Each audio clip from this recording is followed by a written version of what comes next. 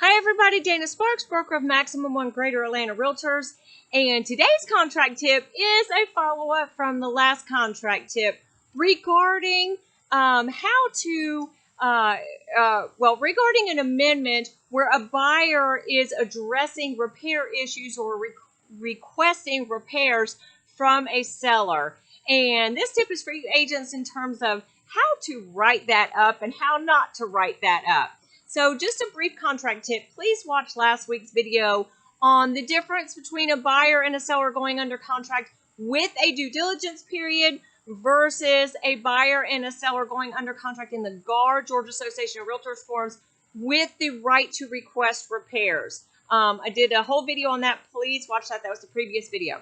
Regardless, if a buyer is writing an amendment to a seller, asking the seller to address concerns with the property if the contract is subject to due diligence, or requesting that the seller make specific repairs or replacements if a contract is subject to the buyer's right to request repairs, you have to be careful in how you address those issues in an amendment.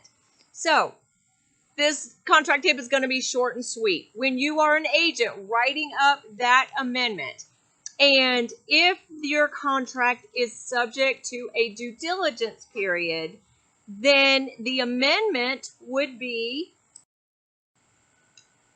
in the GAR contract package, it is Amendment F704, which is the amendment to address concerns with the property. If the parties are binding under the RE forms, contract forms, then this due diligence period is called the buyer's right to terminate period.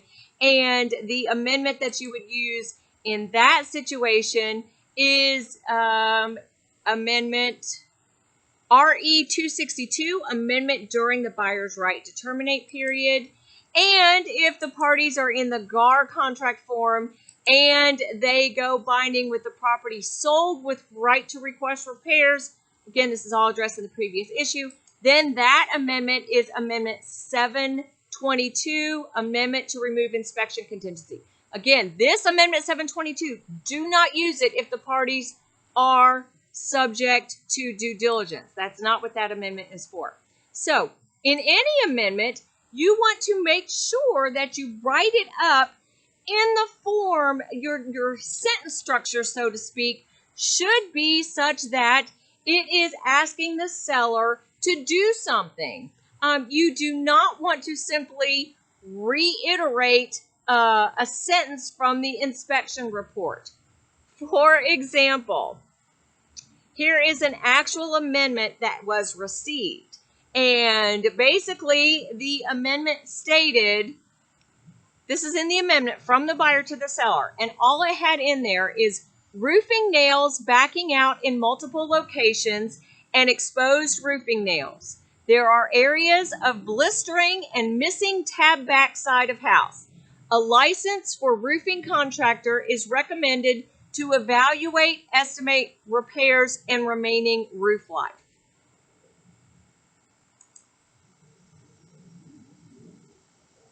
And ... That's what came across in the amendment.